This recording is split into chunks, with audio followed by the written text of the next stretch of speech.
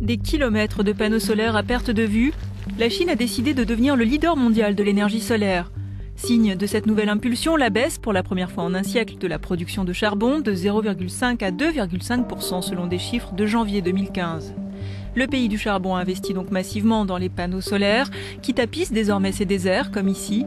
Le parc solaire de Gaotai, dans le nord-ouest de la Chine, devrait atteindre 319 km², 3 fois la superficie de Paris. Avant, ici, c'était le désert de Gobi, il n'y avait rien, que des cailloux qui couraient derrière le vent. Ce n'était pas cultivable, ça ne rapportait rien, alors que maintenant, c'est un trésor.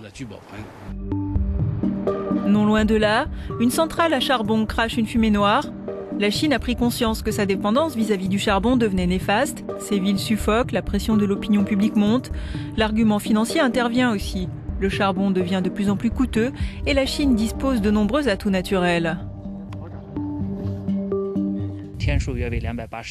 C'est pas toujours comme aujourd'hui.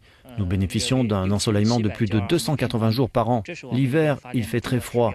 Mais associé à un ciel bleu intense, cela renforce le rendement.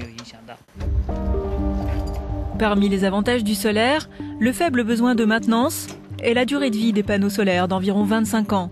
En revanche, cette énergie compte peu de clients dans le désert de Gobi et se doit donc d'être acheminée vers les régions industrielles du pays. Problème, le développement du parc solaire a été plus rapide que celui des infrastructures. Les centrales ne fonctionnent donc actuellement qu'à 50% de leur capacité.